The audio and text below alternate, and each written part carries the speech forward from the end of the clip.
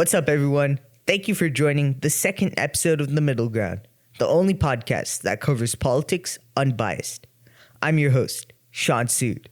Today, we will be talking about illegal immigration. Few words inscribe so many emotions, stories, and arguments as does that term. To some, it is hope, rebirth, and the essence of the American dream. To others, it is a danger to employment, security, and identity. And to most, it's messy, somewhere in between. Let's start with the perspective of immigration proponents. Imagine yourself out of your home country, not because you want to be, but because you just don't feel you have a choice. Maybe your village is being torn by violence. Maybe there's no work, no future for your kids. Or maybe you just believe you can build something better in America. Whatever the reason, millions of people every year make that decision, typically at a great personal risk. America has always been a magnet for that kind of hope. Today, the U.S. hosts over 45 million foreign-born individuals, about 14% of the total population. And they are not merely here in small numbers. They shape everyday life. In fact, 1 out of every 6 American employees is an immigrant. Take healthcare, for example. 26% of America's doctors are foreign-born. Immigrant technicians and nurses worked on the front lines of the COVID-19 pandemic, filling enormous gaps. Or take business. Immigrants are more than 2 times as likely to be entrepreneurs as born in the U.S. Americans. Google, Tesla, Intel all had an immigrant founder or child of an immigrant at the helm. And beyond the economy, immigration has always reshaped American culture. The food you eat, the music you listen to, the languages you hear on the street, all testify to generations of immigrants pouring their traditions into American life. But if immigration were only enriching, it wouldn't be the source of such bitter debate. For many, immigration also creates challenges. For local governments, sudden influxes of migrants can be overwhelming. Imagine you're the mayor of a small town with limited resources, and suddenly hundreds of newcomers arrive needing shelter, food, and schooling. Even with goodwill, it stretches systems to their limits.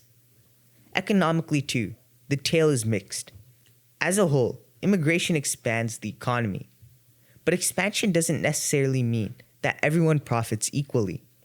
Think of a construction worker who's worked in the field for decades. The worker may sense wages eroding because more and more workers are vying for the same work. Economicists debate how large that impact is, but to workers, the fear is personal and real. And then there's safety. Most immigrants come peacefully and legally. Studies have shown overall immigrants are less crime-prone than native-born citizens. But that statistic does not erase the fact that tragedies do happen. Notorious crimes, robberies, assaults, and even murders committed by illegal immigrants hit the news and make their impact. Families that lose a loved one in such tragedies understandably demand stronger enforcement, and the public listens. Even if most immigrants are law-abiding, a couple of tragic instances can alter the national story. And immigration extends to culture as well. Walk through an area where languages, food, and traditions abruptly change, and some longtime residents feel like aliens in their very own towns. To others, the same changes are a source of pride and enrichment. Both are correct, and both make immigration an emotional issue. So how does this impact American politics? This is a topic that has encapsulated America for years.